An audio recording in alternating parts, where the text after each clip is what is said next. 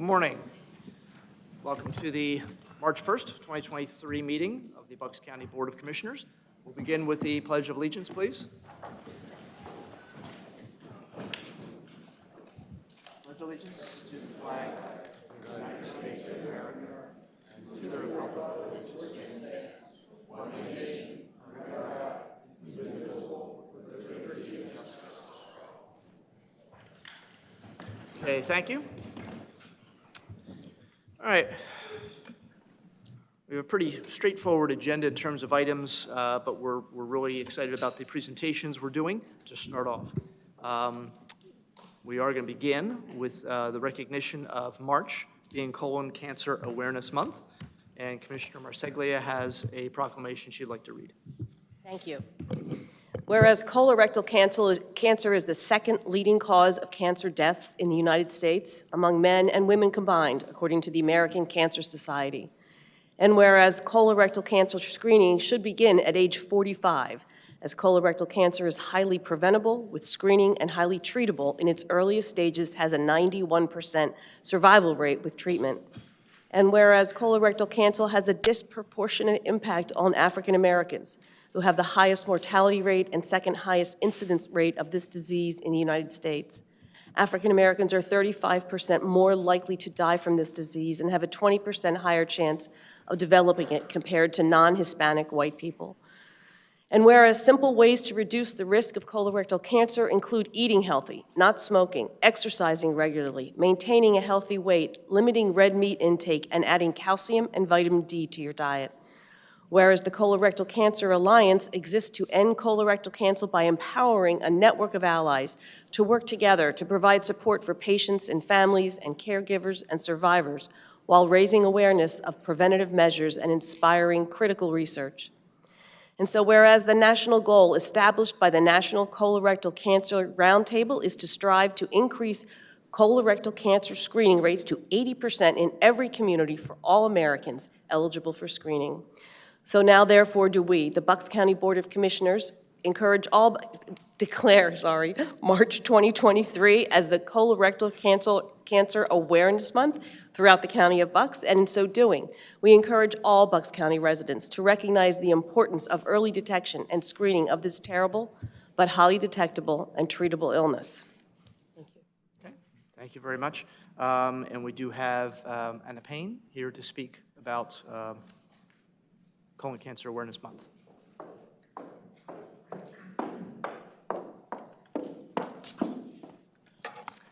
Well, at least this podium is smaller. Maybe you can see me over it. All I can see is a microphone. So, good morning, everyone. I just want to thank the county commissioners in Bucks County for declaring March Colon Cancer Awareness Month. Many of us, myself included, thought that colon cancer was something that you weren't at risk for until you were 50 years of age or older. I'm here today to tell you that is not the case. Colon cancer is on the rise among young people, so much so that in May of 2021, the U.S. Preventative Services Task Force lowered the screening age from 50 to 45. While this is progress, it is still not low enough. A recent publication by CNN discusses that colon cancer is a borderline epidemic among people younger than 50, with Generation X and millennials being at a higher risk than our parents' generation. And researchers are still trying to understand why. I was diagnosed with stage 4 colon cancer at 34.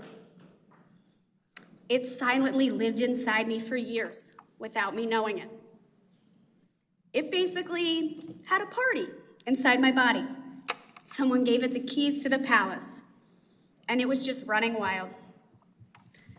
I had over 10 spots on my liver alone when it was discovered, and it took me a 4-day hospital stay to get diagnosed. This is why colon cancer is considered a silent killer.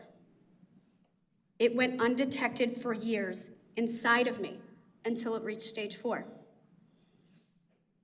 Unfortunately, when cases are being found in those of us below the screening age, the cancer is usually found at a late stage, like mine. When it is found at a later stage, especially stage 4, there is only a 14% chance that person will still be alive after 5 years after being diagnosed. I'm still hoping to beat that statistic. Finding it early is paramount to survival.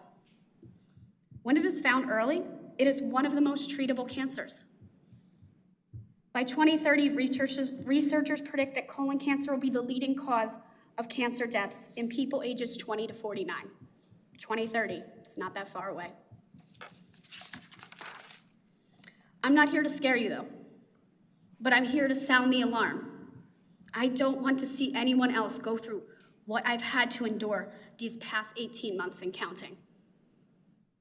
I'm so very lucky to even be here today, and I know that some of us don't get that lucky. So I'm begging you, if something feels off, don't ignore it. Go talk to a doctor and get checked.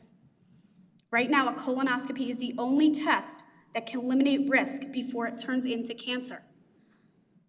And until that screening age is lowered, we have to be our own advocates. So I'm asking you, talk to your family, your friends, and make sure that if they are over 45, they get screened. And if they are younger, help educate them about the elevated risk. Until science and medicine catch up, it is up to us to help curb this problem. Together, we can change the statistics by educating others and advocating for ourselves in the doctor's office. So thank you for helping me raise awareness throughout the county.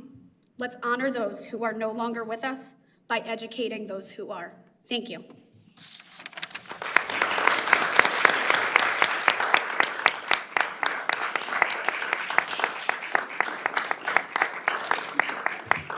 And I have some fun little magazines and information about colon cancer I'll put on the back table for anybody who's interested.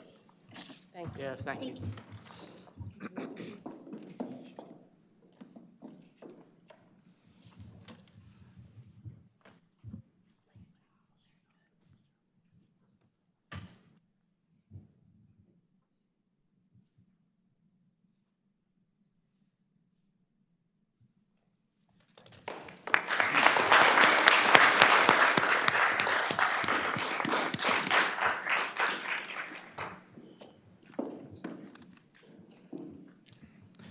Obviously, a very important message, and we appreciate Ms. Payne for sharing her story with us, and for those who know her and work with her, the inspiration she provides, the courage she shows every day. We thank her for that. This is also celebrating Pennsylvania 4-H Week. It's obviously agriculture being still a major part of the economy of this county and this Commonwealth and this country. We do have a proclamation, which Commissioner DiGirolamo is going to read. Yes, thank you. Whereas 4-H is America's largest youth development organization, supporting nearly 6 million young people across the country. And whereas 4-H in Pennsylvania is delivered by Penn State Cooperative Extension to more than 77,000 Pennsylvanians aged 5 to 18 living in rural areas, small towns, and cities in all of our Commonwealth's 67 counties.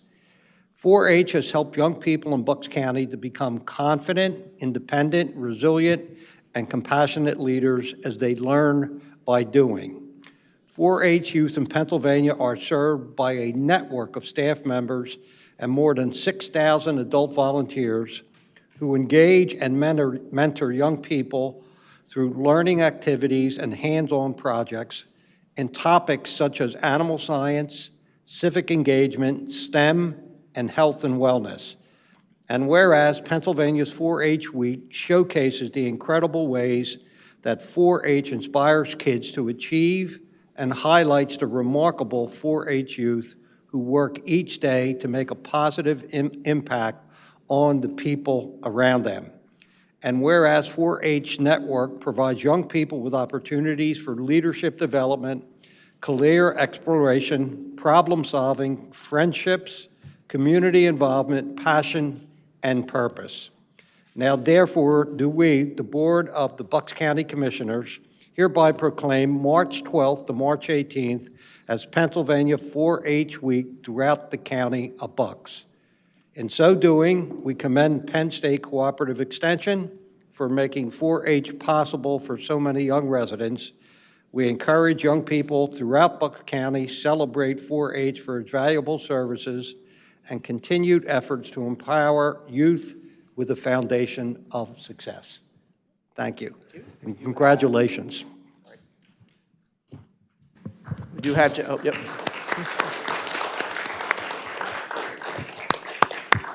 We do have Jennifer Wendling is here from the Penn State Extension, and she's brought some friends of hers.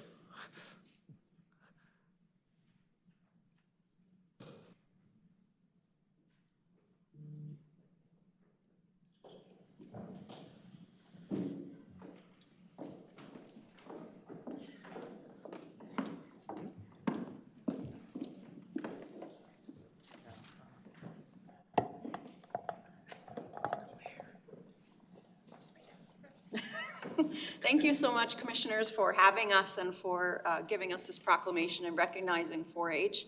And we want to thank you for your continued support of Penn State Extension and of Bucks County 4-H. It really means a lot to us. 4-H is a national positive youth organization that has been in existence since 1902. And while its roots began in the areas of agriculture, sewing, and cooking, it expanded in the 1960s to include robotics, nutrition, and environmental science. Pennsylvania's 4-H began in 1912 and is a part of the statewide extension offices focused on community education in the areas of horticulture, farming, youth education, and more. Bucks County 4-H empowers young people with the skills to lead for a lifetime. We provide a hands-on experience for youth ages 5 to 18. Youth interact with a mentor, learn content knowledge, life skills, and complete a meaningful leadership opportunity. In 2022, over 3,000 Bucks County youth completed a project with 4-H. There are a number of ways to participate in Bucks County 4-H. We have community clubs that offer a variety of 4-H projects and meet once per month, animal clubs that specialize in raising different types of animals, project clubs that are specific to one project, such as archery and veterinary science, summer camps, and school enrichment projects. 4-H allows youth to learn by doing. This hands-on approach to learning helps youth develop important life skills, such as problem solving, critical thinking, decision-making, and public speaking. Youth engaged in 4-H programs develop a sense of responsibility as well as commitment to making a positive difference in the world through getting involved in their communities through service project and other activities. With us today are several Bucks County 4-H ambassadors, David, Layla, Franny, Mariana, and Emily Grace. These youth have gone above and beyond in our 4-H program and are responsible for representing and promoting 4-H and assisting with countywide 4-H activities. Hello, my name is Layla Cotter. I'm 16 years old and I'm a part of the Bucks County Pronking Packas 4-H Club, which is alpacas. I've been in 4-H for 6 years now and I've been an ambassador for 3, and I have truly experienced so much. I've learned everything from what our livestock eat to which shots and dewormers they get, how to cut their nails and grind down their teeth, and how each animal has their own personality and attitude, how breeding is selected, and how important the quality of the fleece and fiber world is, and so much more. 4-H has allowed me to experience what not many other kids get to do, and I didn't even have to have my own animals to be in the club. I've gained confidence speaking to the public, which I was never good at before, and I'm always talking about what I'm most passionate about. I'm gaining confidence with animals, from handling to just being around large animals, competing in front of hundreds of people at the Pennsylvania Farm Show without worrying about everybody watching and strictly only focusing on my animal, building a relationship with my animal, and developing trust and learning a new level of patience while training a baby. 4-H has made me go well out of my comfort zone and try new things that I never would have even thought of if I hadn't joined. I've also met some amazing people along the way that I'll never forget. I never thought that joining a club could open up my whole future for me and make me realize what I could build my career out of, and now I'm doing exactly that. I truly believe that if you would like to work with animals and have a strong passion to learn and are willing to put in the work, 4-H would be perfect for you, because it was for me. Being in 4-H, I have gained so much knowledge and experience with so many things throughout the years, and I don't know what I would have done without it. Thank you.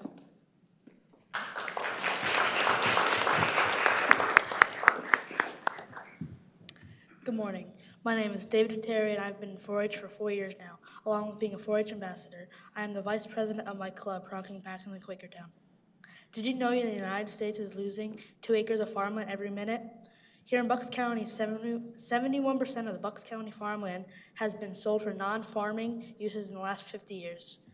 Not only we are quickly losing our farms, but fewer people are choosing agricultural careers. Recent data shows there is a shortage of around 40,000 AG jobs. Today's 4-H youth will play a necessary role in the future of AG by applying critical thinking skills and problem-solving skills to solve these problems. 4-H is committed to helping expose young people like me to many AG career opportunities. Regardless of the industry you choose for a career, 4-H provides the foundation for a successful future for everyone. 4-H has taught me so many things like how to be a leader, public speaking skills, and serving my community. I have made many new friends from across the nation that have the same interests as me.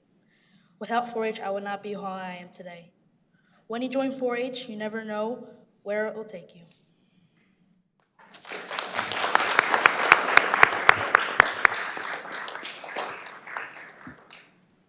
All right.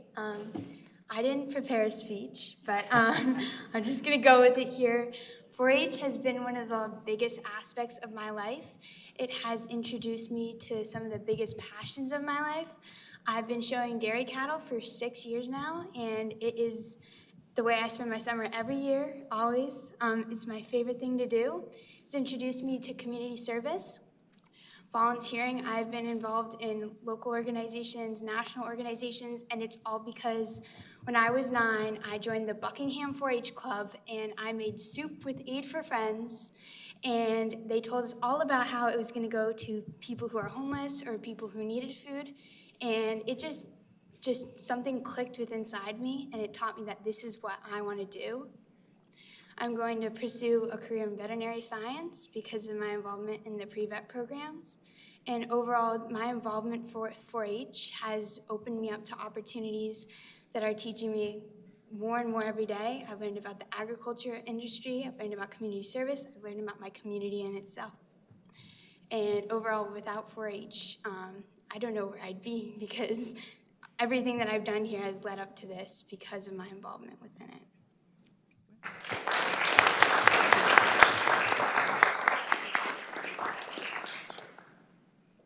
Hi, I'm Mariana.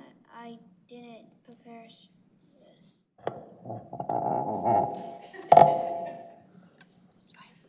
Hi, I'm Mariana. I didn't prepare a speech, but I'm just gonna go with it.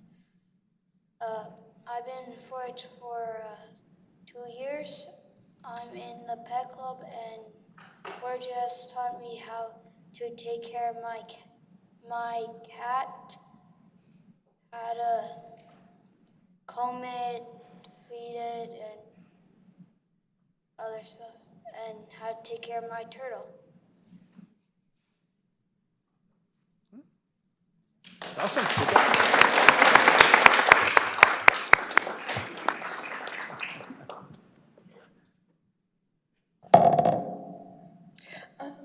Hi, I'm Franny McCluskey. There you go. That's better.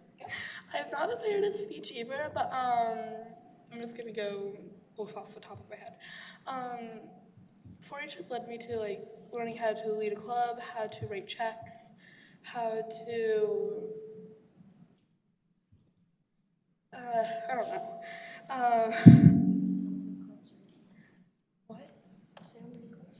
I'm in about 2 clubs at this moment, but I've been in many more, such as Pronking Alpacas, Around the Bit, Bucks Clucks, and I believe that's all. Right now I'm in Fuzzy Critters, which is a rabbit club, and KB Club, right, and the Pet Club, which is all pets.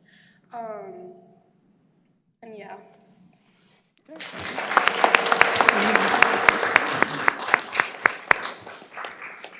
Well, we thank you very much for your dedication to maintaining the agricultural traditions of this county and this Commonwealth, and certainly we thank Penn State Extension for all the work they do, and we, of course, want to thank your parents and your families, because obviously none of you are old enough to be driving back and forth to these meetings and all the clubs you're in, and they've got to support you, so we appreciate the support you're giving your kids. So love to have you come forward. We'll present the proclamation, do the pictures.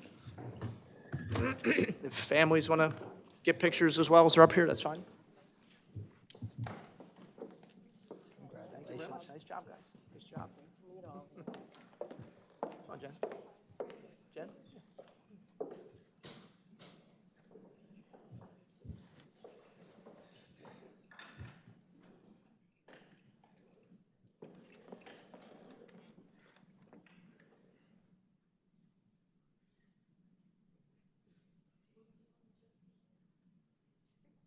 Thank you.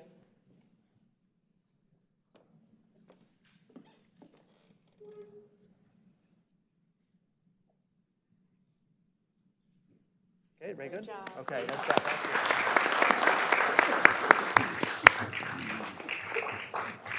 Thank you.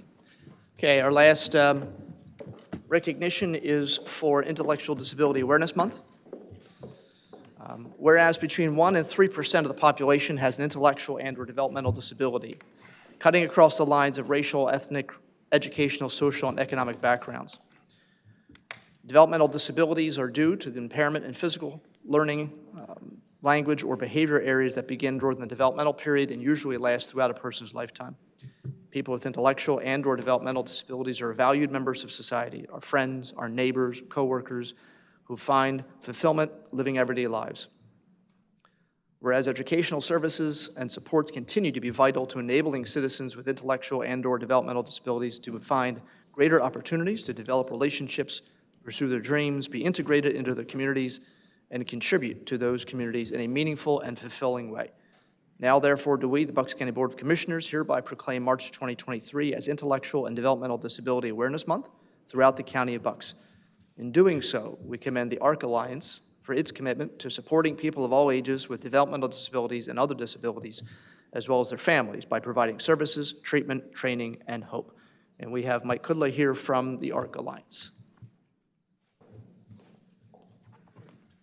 Commissioners, I just wanted to, on behalf of the ARC Alliance, our CEO, Paul Stengel, our dedicated staff, and the individuals who we serve in Bucks County, to thank you for your support and your aid in all the effort that we do for the people in this community. So thank you very much. No, thank you. Thank you.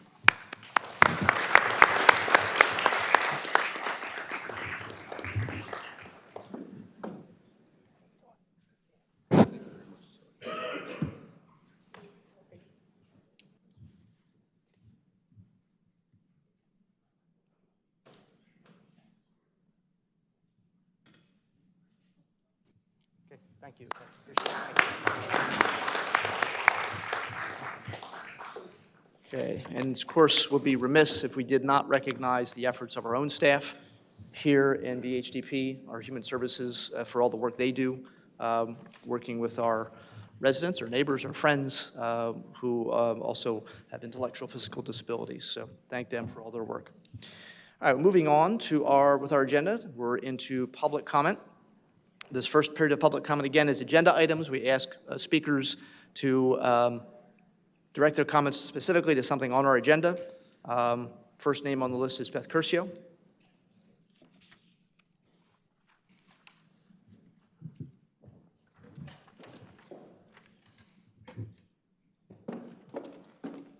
Good morning. I'm Beth Curcio from Warminster, Pennsylvania. I want to address 5C. To me, Black history is American history. I just want to know how much money has been spent on this museum and how much plans to, and does it bring any revenue in? Next one is 6A. Any of these monies from this CARE Act How much is left? I'm assuming because there's no amount put there, it's state and federal money. And is any of this money being used for illegal criminal aliens? And are they being brought into Bucks County and housed by the taxpayer, whether it be state, federal, or county? The other one is our natural resources, number 9, okay? Everyone is aware, even though it's not getting very much press at all, that the disaster is probably worse than Chernobyl in Ohio. Our Governor, Josh Shapiro, yeah, laugh, Harvey. Why don't you listen to somebody that really knows, like people that I listen to that know what's going on here. You wouldn't even go in there because it is so disgraceful. It was much more toxic once they did a burn-off, was Josh Shapiro signed off on doing a burn-off. These people's grounds are destroyed, and they're going to be sick and get sicker. Anyone that goes in there without a hazmat suit is going to be really sick. These are very, very serious toxins. And if you want to hear someone really good, anybody in this room, Ms. listen to Health Ms. Manager Curcio, Mike what Adams on exactly, this amazing what's on our day. agenda that you're Of course you don't think applying? it's part of agenda. Well, my question is, What's the does item on the Bucks agenda? County have any funds set aside to protect the people in this county when a disaster does happen, if it happens? Last night, one happens in Florida. Excuse me? Which item are you talking about? I'm still talking about our conservation and our resources. Do we have anything set up that if something like this were to happen, we could take care of the people in Bucks County?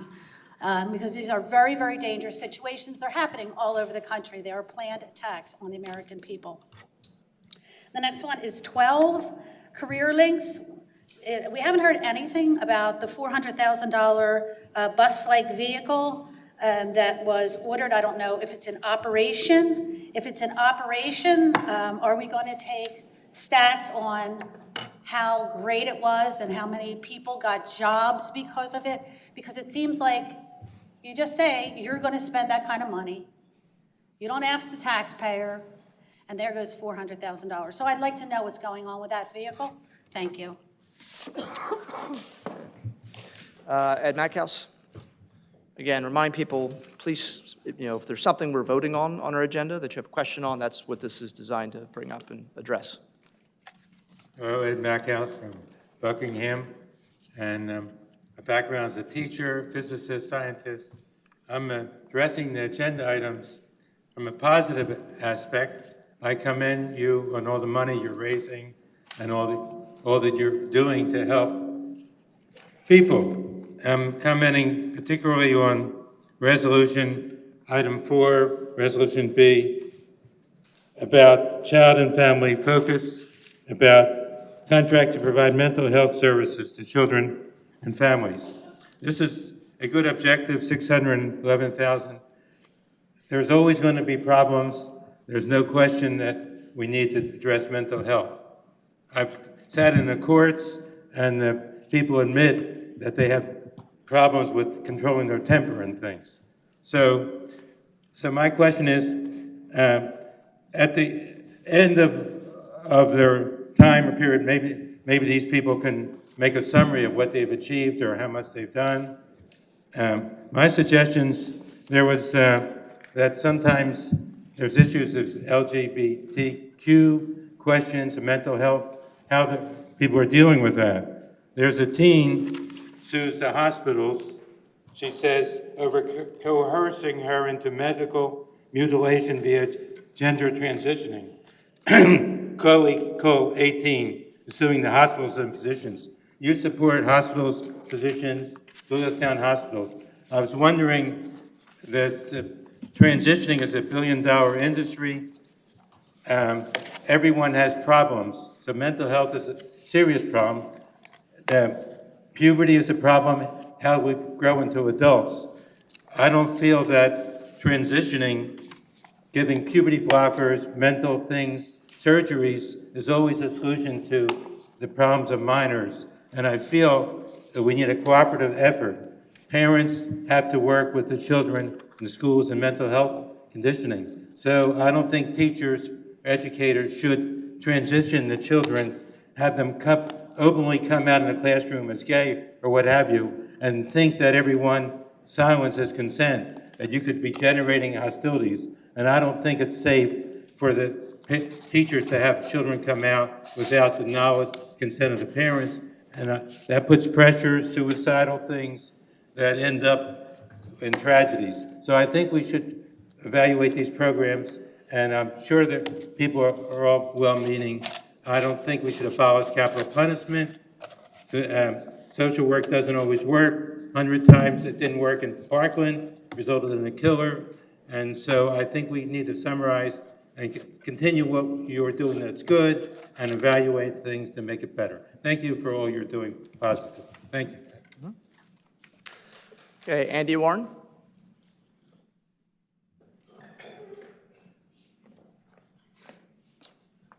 Morning, Commissioners. My issue will not alter the economic engine of Bucks County. It's speaking to item number 11, a total of $15,000. And it's more of a curiosity question than a saving bundles of money question. It's what's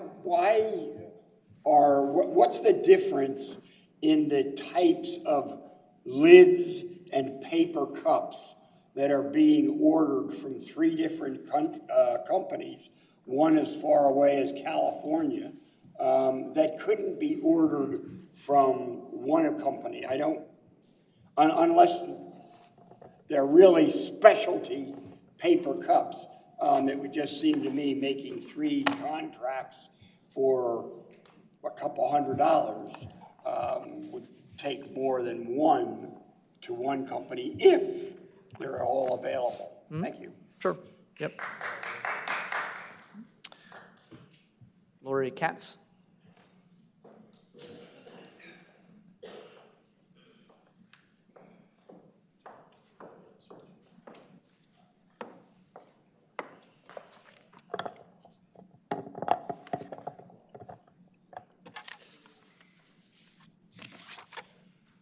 Good morning.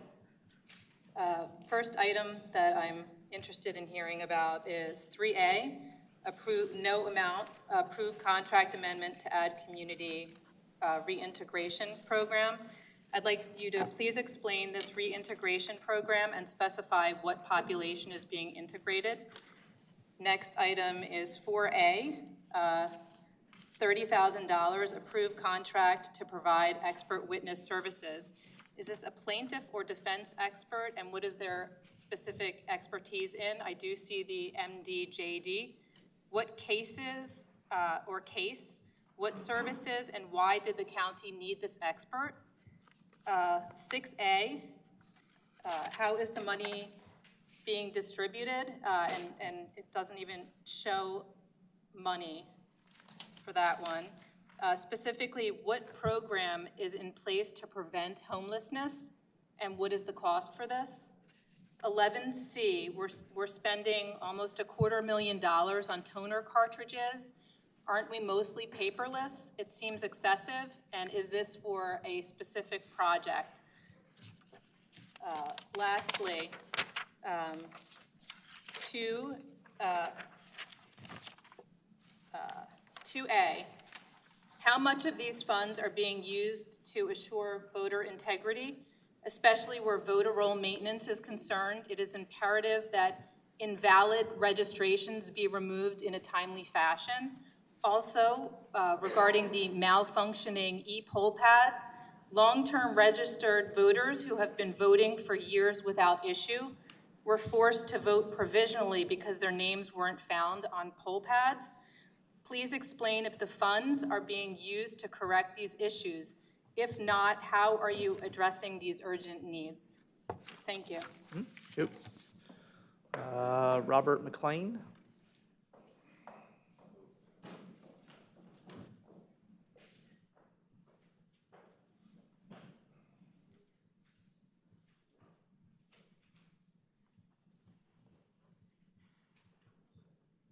Good morning. Morning. My name is Robert McLean. I'm from Milford Township, Bucks County. I have some questions on the consent agenda. First one is B1D, Salisbury Behavioral Health. Could somebody explain to me the county portion of 3.9 as it relates to anybody else who's sharing in this? And does the $3 million number represent the county's, I guess, estimated expense? So that's the first question. Second question is under regular agenda items. It seems like every adjustment that's being made is either covered by the general fund or the or revenue, except for sheriff and district attorney. There's an expenditure of $213,000 with $116,000 of revenue coming in to cover that, and $233,000 for the district attorney with $77,000 of revenue. So why do we have these additional expenses? Adjustment number 36, Neshaminy Manor. What is the source of the Neshaminy Manor revenue, and what is the reason for the Neshaminy Manor expense? And then finally, the other civics. How are these civic awards determined? I see the Silverman Community Health Clinic. I would like to believe that's a straight-up health clinic, but are there any abortion counseling or gender identity counseling services provided in that particular organization? So I just would like to know how other civic awards are made and how the amounts are determined. Thank you. Okay, thank you.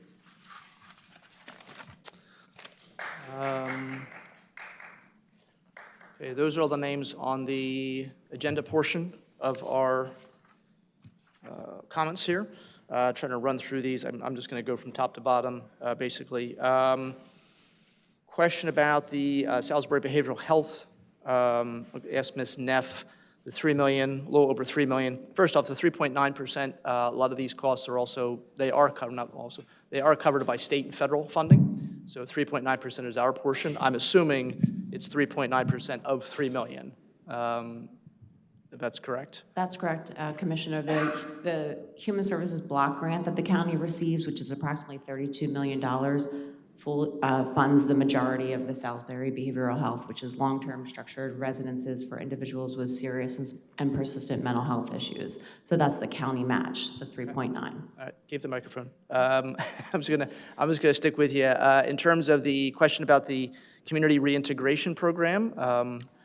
Yes, so that is actually funded through our juvenile and probation department. However, Children and Youth and JPO share some similar funding sources, so the contract went through Children and Youth. However, that community integration program is an additional service that JPO wanted from the provider. And I do not know the amount, but I can find it out. I think the question was more about what the purpose of the whole integration project. What's the idea behind it? Yeah, to help youth, dual diagnosed youth who are involved in JPO and potentially in Children and Youth, how they can get the supportive services needed when they are transitioning out of a facility.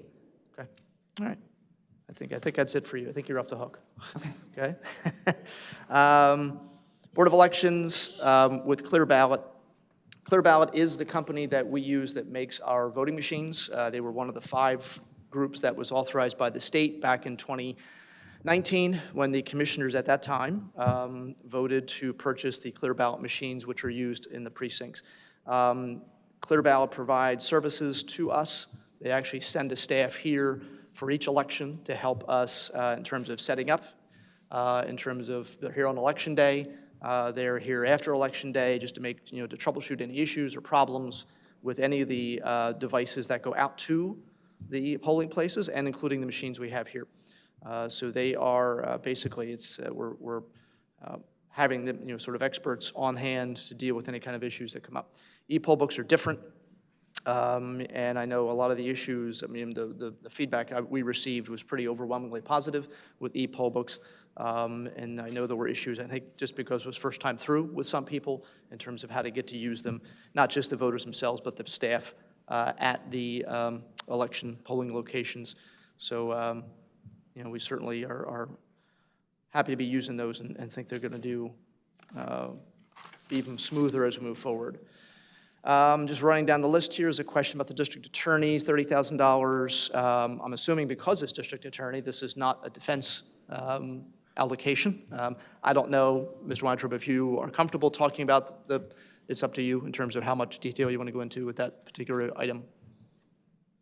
Very briefly, we're experiencing an influx of defendants who are representing mental health defenses, mental illness defenses, incompetencies. So we need to have, in those cases, hire an expert who can do an evaluation to determine whether or not we would agree with the defense's own assessment or have a contrary assessment. And these things, to get an expert of Dr. O'Brien's caliber costs a lot of money. But this is something that does occur annually. Yeah, thank you, appreciate it. Question about the African American History Museum. In terms of, I don't know if we have off the top of our heads, money that's been spent already or what's been allocated, and I'm sure Mr.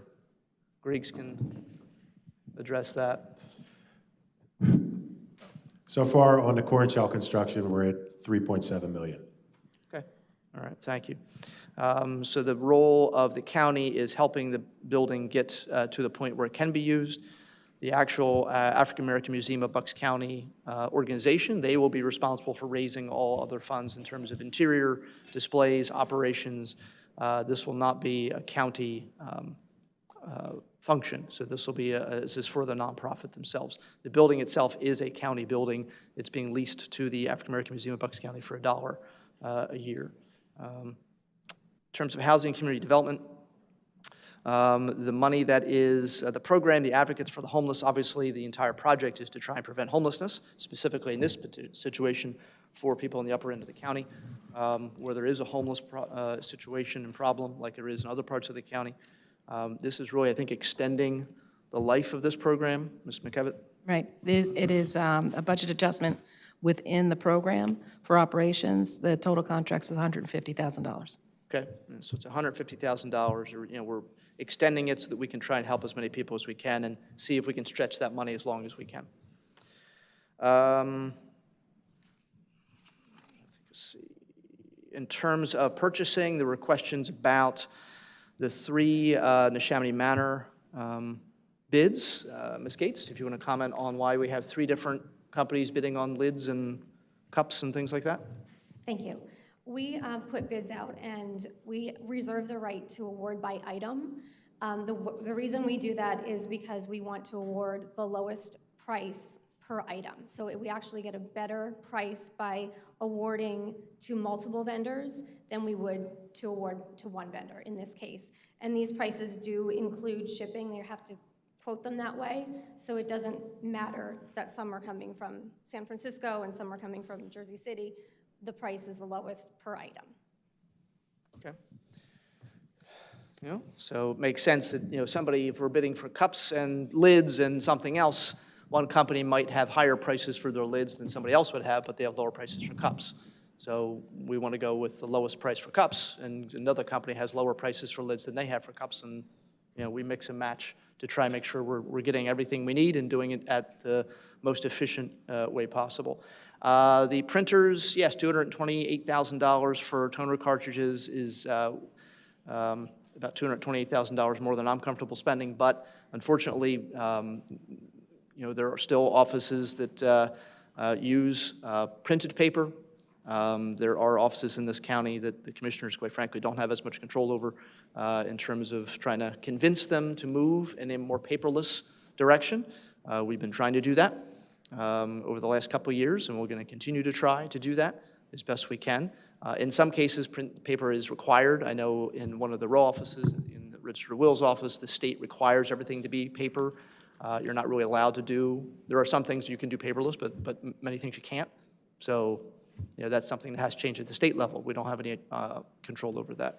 So, and the employment vehicle was brought up, the workforce development vehicle that was purchased. Ms. McKevitt, do you have an update on where that is? We do. It's not in service yet, so we don't have any statistics on employment.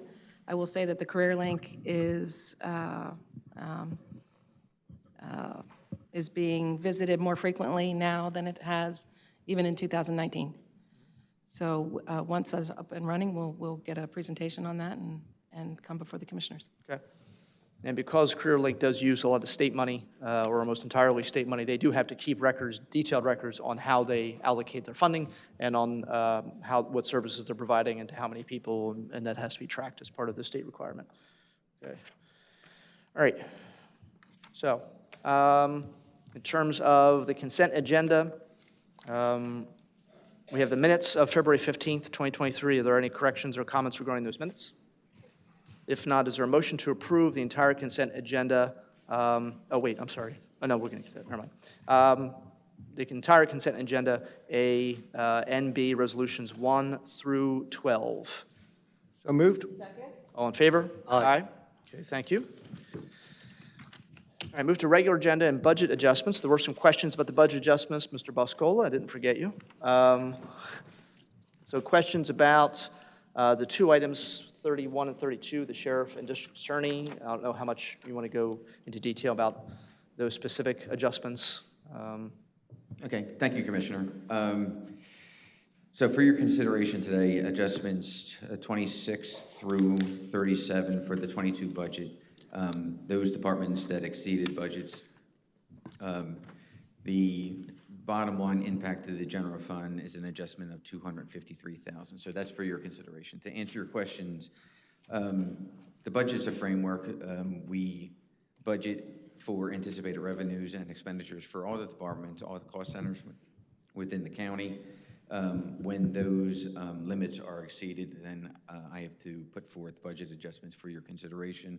The sheriff got additional revenue in anticipation for 22, but their expenditures exceeded what the budget was. Same with the district attorney, same with Neshaminy Manor. The driving reason for all three of these adjustments is personnel cost. There was additional expenditures for personnel for retention bonuses for Neshaminy Manor. That money was covered by ARP money that was received directly for the Neshaminy Manor purposes. There were a number of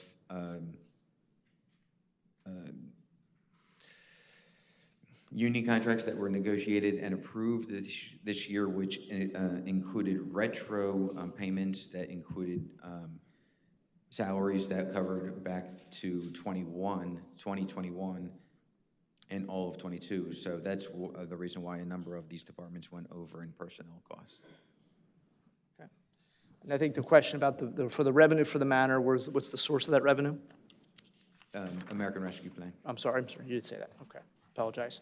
All right, thank you. Comments or questions on the budget adjustments 1 through, or excuse me, 26 through 37? Any comments? No? Okay.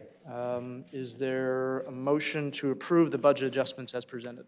So moved. Second. All in favor? Aye. Personnel actions, the commissioners list. Any comments or questions on that? If not, is there a motion to approve the commissioners list personnel actions? So, second. All in favor? Aye. Board appointments for agricultural land preservation, a 3-year term. Mr. Dave Wolfinger. Term will end February 22nd, 2026. For children and youth, we have some new appointments, one reappointment, and a couple term corrections. Excuse me. Greta Junta is a new appointment. Larry Kanowski is a new appointment. Jamie Tim is a new appointment. Victoria Velasquez is a new appointment. All those terms will end March 1st, 2026. We have a reappointment of Dr. Andrew Kind-Rubin, and we have term corrections for Mr. David Nieves and Sherry Orr. All those terms will also end 3/1, excuse me, Dr. Kind-Rubin, his term will end 3/1/2026. For Mr. Nieves and Ms. Orr, their terms will end 3/1/2025. So for the Land Preservation and Children and Youth Board, is there a motion to make those appointments? So moved. Second. All in favor? Aye. Aye. Other civics, a question was asked, the county has, I don't know how long this is going on. how long have had the other civics file or other civics? I've only been here for 33, so I can account for that. Yeah. But as long, I have the schedules going back into the 80s. Yeah, so for over 40 years, the county has identified and solicited interest from nonprofits in Bucks County who are looking for financial contributions for, sometimes it's for a specific project they're doing, sometimes it's for more general operations. A lot of the ones that we contribute to have been on the list for a very, very long time. Sometimes some are added, sometimes some come off. The commissioners themselves, get letters, sometimes all three of us get letters from some of these clinics or these operations, I should say, and these nonprofits requesting certain aid. In many cases, it's pretty much a flat amount that's been the same for years and years and years. And sometimes it's for something big they're doing, in which case the commissioner can sort of make a recommendation and it will end up on the agenda. So in this case, we have the Ann Silverman Community Health Clinic, which I encourage some people to take a look at. They have a website. They've been around for 25 years. They're very, very well respected. So take a look and find out more about them if you're interested. Bucks County Special Equestrians and Historic Fallsington Incorporated. So we have. We'll do the Bucks County Special Equestrian separate $4,000 contribution. I will make a motion for that. Second? Okay. Motion made and seconded for the Special Equestrians, $4,000. All in favor? Aye. Aye. Okay, thank you. For the Ann Silverman Community Health Clinic, $7,000 for Historic Fallsington, $2,500. Is there a motion for those two contributions? Second? All in favor? Aye. Okay, thank you. Chief Operating Officer, Ms. McKevitt. I have some brief comments. March is also Social Work Month. And I just wanted to take this opportunity to thank all of our social workers in the county and our nonprofit partners. Social Work Month is a time to celebrate the great profession of social work. And the theme for Social Work Month for 2023 is Social Work Breaks Barriers. And I think that all of our county social workers do that every day, and I thank you for your time, your dedication, your compassion, and all the work that you do. And that concludes my report. Okay, thanks. Mr. Khan, Solicitor's Report. Thank you, Commissioner. Just a couple of brief items.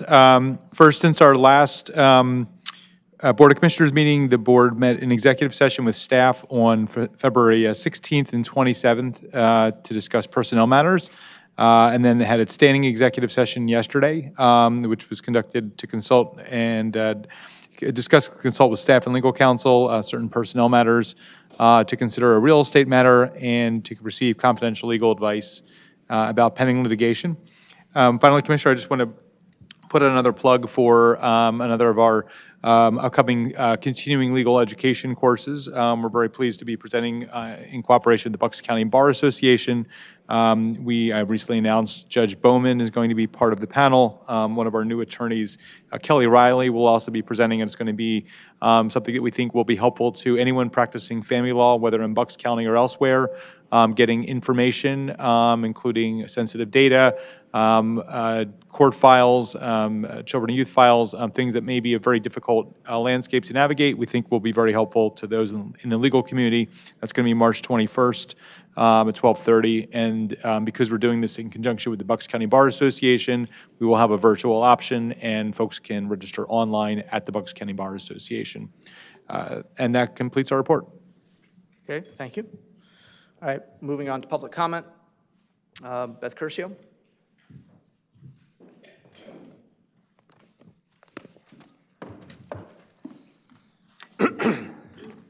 I came here last year to support two mothers being abused by its local government. What I still witness is total socialism at the county level, taxpayers being gavelled and called liars. Are you so power hungry that you forget we pay your salaries over $100,000 a year, commissioners, plus perks and pensions?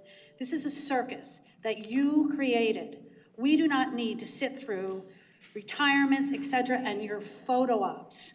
We need a town hall that is convenient for all residents of Bucks County. We get 2 minutes to comment. If we are a minute late, we lose and we can't even sign up. You have the nerve to gaslight us with as much time as you want after our comments, and if we even raise our voice, the big guy stands up. Example, Diane, I am so aware many children are being abused in the home, and even more of a reason why we need to protect them from the Rainbow Room. Watch the movie, Dead Names. My friend Bill's son is dead because of this trans thing. You can get it, it's a documentary. Pedophilia is illegal in this state and county, and I see more law enforcement protecting these commissioners than protecting children. Act like leaders. Who is programming the e-polls? How is the county cleaning up the voter rolls and addressing all the malfunctions? You don't answer the questions. One of the questions somebody asked you is who these children are. Are they illegal aliens? You never answer that question, are they? I want that question answered. Thank you. Ed Mackhouse.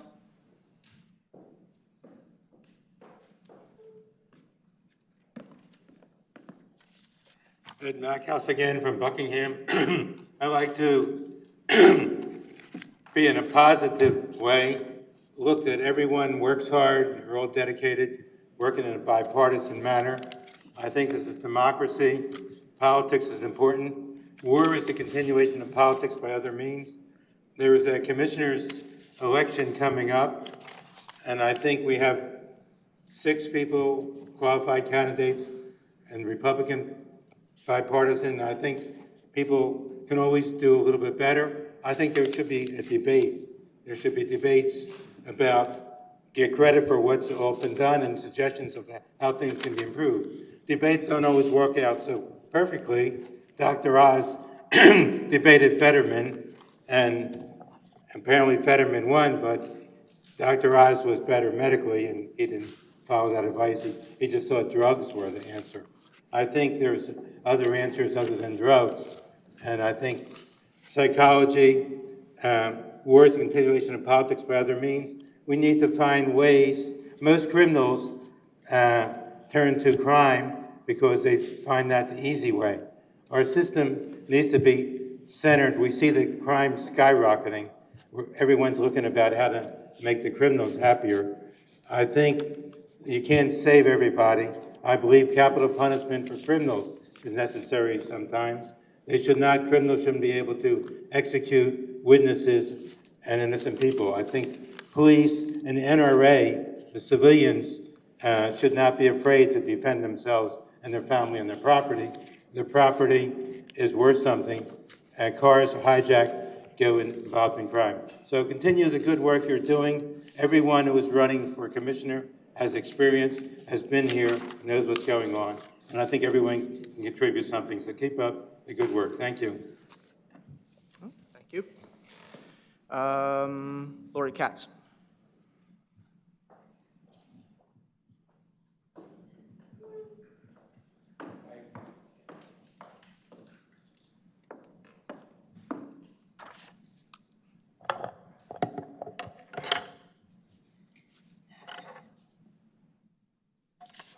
People attend these meetings and speak, hoping commissioners would at least consider addressing their concerns. I've been attending fairly regularly for the last year and a half and would like to highlight some areas I feel still need attention. At the September 2022 meeting, you lowered our agenda comment time from 5 minutes to 3 minutes to afford an opportunity for more people to speak. However, there are fewer citizens speaking. I request those 2 minutes be added to public comment time instead. Will you consider that? Please respond. I would also ask that you consider reorganizing the structure of these meetings to accommodate the attendees' time constraints. We should be heard and our concerns need to be addressed. It would be helpful to participants if we start with agenda comments, followed by responses, and then allow for public comment period before presentations start. Many of us are sacrificing our time to speak out. We're not here for accolades, awards, badges, or pictures. We're part of the working community, and everyone would be better served with us getting back to work and having the option to sit through presentations. On another topic, we know your priorities because they're reflected on the agenda in the monthly meetings and by what you choose to spend money on. I'd like to know what requests come through that you're choosing not to support. Please address this today. I'd like to hear from each one of you commissioners. I again request one evening town hall a month that allows Bucks County citizens to attend and have public conversation with you three. Next, please let us know where you stand with fulfilling the FOIA requests and staffing the woefully understaffed Office of Open Records. In general, I urge the public to listen very carefully and watch if they take recommendations and work with us to expand accessibility in an evening town hall for our county community. I think it's a great opportunity. Thank you. Robert McLean.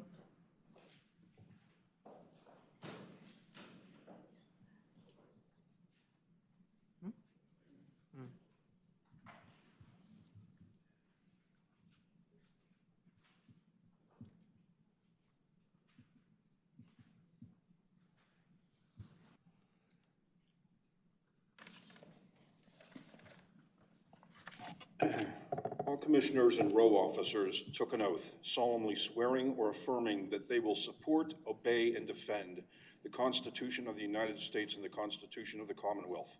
Some citations from our U.S. Constitution. Article 4, Section 4, guarantees each state shall have a republican form of government, a republic, a rule of law, not a democracy, majority rule.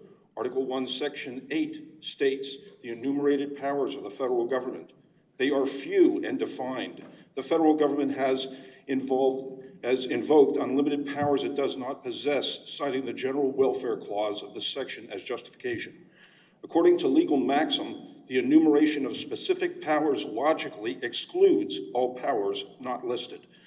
Article 6, Clause 2, the Supremacy Clause, states laws of the United States which shall be made in pursuance or fulfillment thereof, of what? Of the U.S. Constitution, shall be the supreme law of the land.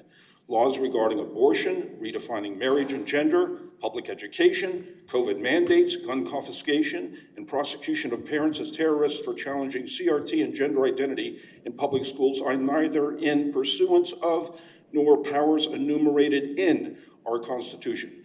Our state government has also overreached on some of these same matters. This fall, in Bucks County, the politicized DOJ, FBI, and state police egregiously overstepped their authority by conducting an armed raid on the home of innocent citizen Mark Houck, arresting him and terrorizing his family.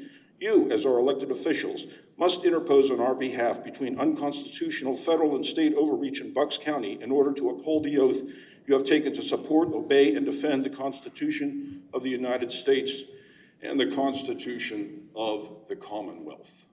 Thank you. Thank you. Kathleen Saborowski.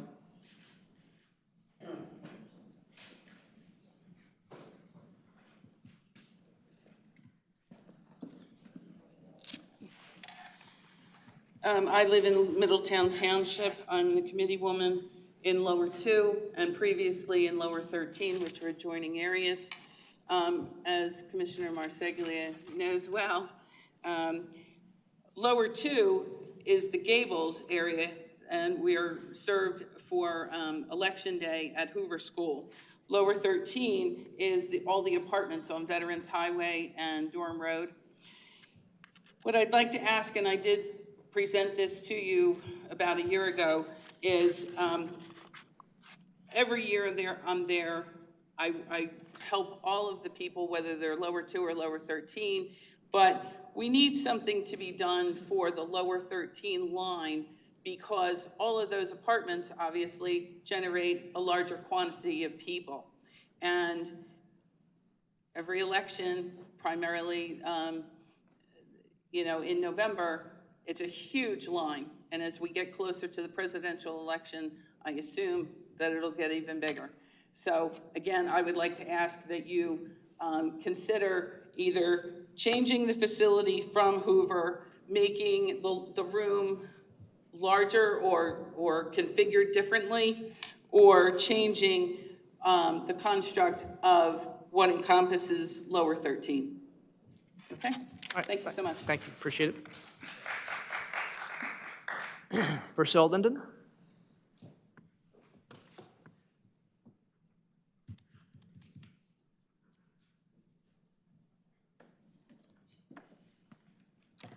Good morning. Priscilla Linden from Upper Makefield. I'd like to make several comments. One, for the Board of Elections, I thank you for engaging Clear Ballots as our ballot producer and monitor. It provides consistent and secure ballots, whether you come to the polls or whether you vote by mail or absentee. It helps people, especially in my neighborhood of traditions, when there's bad weather or there's difficulty, they have difficulty walking, and it also avoids the harassment that voters experience at the polls. As far as the iPads that are mentioned, they are new, and in my precinct, we have 2 precincts voting. One line was very swift, the other not so. So I think we need a little more training of those who are managing the iPads. My next comment is about the African American Museum that we heard so much about last month. We had detailed description of the construction, the necessity to stabilize the building, etc. And I see in the agenda there's exact amount of money that you're spending. Unfortunately, that was questioned. If you have questions on cost, statistics, you need more detail, that's pretty legitimate to keep an eye on the budget. But I grow weary of comments that are obviously targeted against African Americans, non-English speakers, disabled, LGBTQs, mentally ill, and others who may struggle toward a healthy, safe, and accepting and rewarding life here in Bucks County. Come here with more human compassion and understanding, and leave your hateful comments under your rock at home. Thank you. Thank you. It's the last of the comments. A couple of things just to delve into. Reference to the election facility. So at some point in the very, very near future, the president judge will appoint 3 judges who will sit as the Board of Elections. Since obviously the 3 of us are running for commissioner, this is standard, happens every 4 years, or actually sometimes more often if you're running for an elected office, you cannot sit in the Board of Elections. So obviously the 3 of us will not be on it. Judge Bateman will appoint 3 people. Waiting on that, it's really kind of his prerogative when he does that. But Ms. Humphrey, who is here, oversees the Board of Elections, and so certainly we can take a look at the situation at Hoover and the 2 different polls. One of the things that we do try to do after every census, and I think this is done all over, is to take a look at election precincts, because between over 10 years, numbers of voters are going to change, houses get developed, other things happen, and you have differences. I know there's one poll, there's one middle school, in Lower Makefield, where 3 precincts vote. And one of the precincts has about twice as many voters. Actually, I think the one precinct has as many voters as the other 2 precincts combined. So that's the kind of thing where lines need to be shifted so that the precincts are really supposed to be more equal. So that is something that Board of Elections will do. That could address the problem, that specific issue. Keep in mind, too, obviously speaking out of, this isn't really a Board of Commissioners thing, but I think it's a valid question. We have to get buy-in from whoever it is that we look for as a site. People don't have to host, polling places if they don't want to. School districts, obviously, it makes the most sense. It's accessible. Everybody knows where they are. Good parking. The schools are typically closed, and so it's not, any kind of a conflict. But if schools don't want to host it, they don't have to. And so sometimes it does take our staff a while to find somebody in a specific area because we don't want people having to travel too much. So it could just be, that could be an issue too. But certainly we can look at that. We appreciate you bringing it to our concern.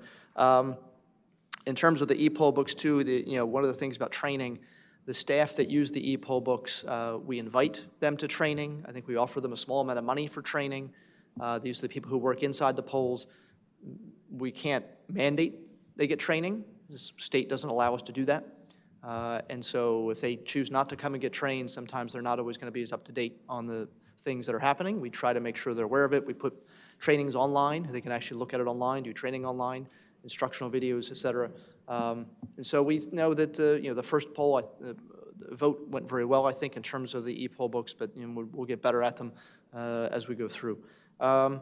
The only other thing I did want to touch base on, it was brought up earlier, and I apologize, I didn't get to it. I kind of forgot about it.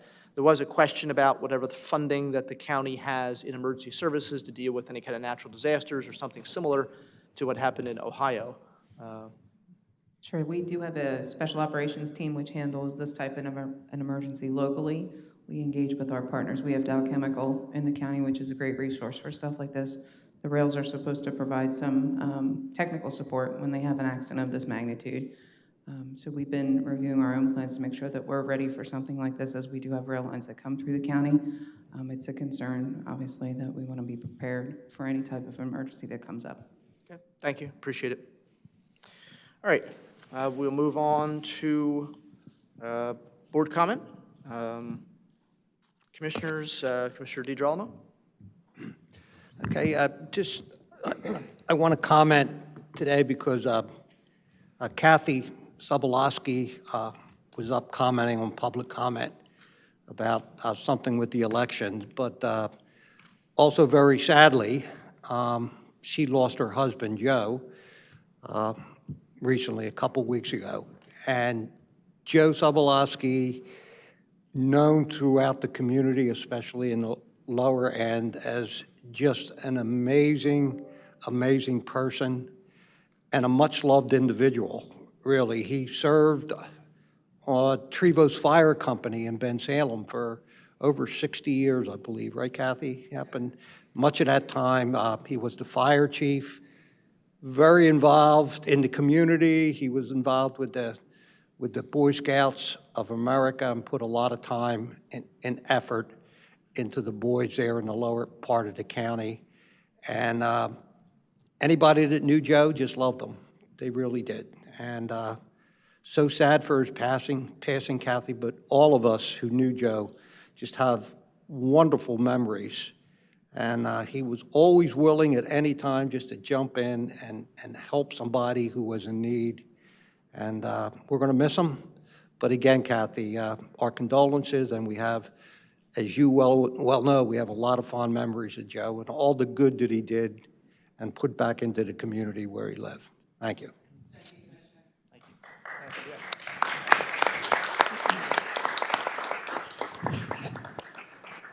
Commissioner Marseglia?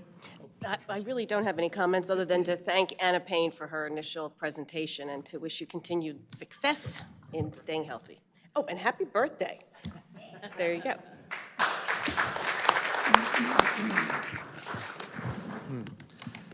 Now, as we move into, move into the getting closer to spring, I don't want to jinx this because we've been pretty lucky so far this winter. Getting closer to spring, it is also in Pennsylvania, as we know, pothole season. They get bigger and bigger and bigger this time of year. I was talking about this with somebody over the weekend. The county does not own roads except in our own facilities, parks, and things like that nature. We do have bridges that we do our best to maintain. One of the problems with patching roads and doing road work this time of year is asphalt, blacktop cannot be put down unless the temperature is a certain level and expected to go up. 40 degrees and rising, I think, is the number or the phrase engineers use. So your local township, the state can't really go around yet and start repaving and filling in those big areas. Sometimes you'll see the vehicles go around and just spray in and just kind of fill it temporarily. If you do know of a pothole in your area, whether it's a state road or a local road, make sure you're contacting your local government, certainly PennDOT. Put it on their radar screen. The squeakier the wheel, the more grease we might get. And so that's something just to keep in mind. Once asphalt plants usually close over the wintertime, they should be opening up sometime pretty soon. So once that starts to happen, you'll start having a supply of asphalt that'll be available to start doing those patching work. But it's one of the reasons why they don't do it yet, is because with the freeze and thaw effect on road work, you're just going to make the potholes even bigger unless you wait for a little while until it gets warm enough to do that. And that's all I had. I think people are over sort of the hangover of the unfortunate result of the Super Bowl. Certainly, it's between the Philadelphia Union losing a heartbreaker and the Phillies losing and the Eagles losing. It's due for some winning teams here in Philadelphia. We're getting close. So spring is here. The gloves are popping down in Clearwater, and hopefully we'll have a good season this year for the Phillies. And the Union have started off with a strong win, so a good soccer season. And the Sixers, well, they're probably just going to break our heart again. So thank you for your time, and entertain a motion to adjourn. Second. All in favor? Aye. Thank you.